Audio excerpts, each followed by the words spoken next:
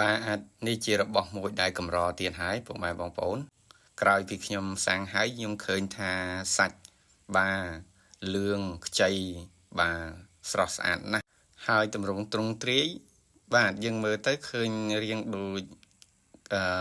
នាងពួនបន្តិចរាងដូច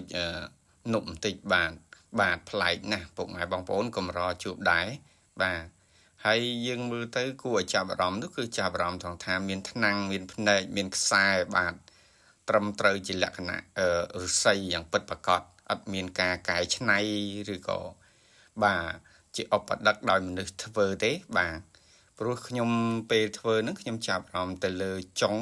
ហើយនឹងគល់បាទនៃដុំឫស្សីមួយហ្នឹងគឺអត់ឃើញស្នាមឆ្នៃខាត់អីទេបាទប្លែកដែរពុកម៉ែបងប្អូនកម្រជួបដែរបាទនេះជាលើកទី1ហើយដែលខ្ញុំបានជួបឫស្សីបាទខ្នាតទូចប៉ុនកូនដៃដែលយើងយកមកសាងទូចមែនតើបាទហើយរៀងច្រឡំបាទច្រឡំខ្លះគាត់ថាច្រឡំរៀងដូចចាយទៅបាទហ្នឹងហើយតាមពិតជាឫស្សីទេបាទអញ្ចឹងបានថាខ្ញុំលើកយកមកបង្ហាញជូនពុកម៉ែបងប្អូនបាទឲ្យបានឃើញថាប្រភេទរុក្ខជាតិយើងមានច្រើនជាពិសេសគឺដើមឫស្សីយើងនេះឯងបាទដើមឫស្សីដូចខ្ញុំធ្លាប់ជម្រាបជូនបាទពុកម៉ែបងប្អូនពីវីដេអូជាច្រើនមកហើយបាទថាដើមឫស្សីគឺមានច្រើនលក្ខណៈពិសេសច្រើនណាស់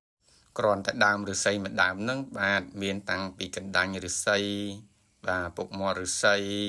នប់ឫស្សីបញ្ញាក្អែកឫស្សីនាងពួនឫស្សីមានឫស្សីខ្លះមានភ្នែកដល់គេហៅថាពាន់ជុំទៀតបាទឫស្សីហ្នឹងគឺ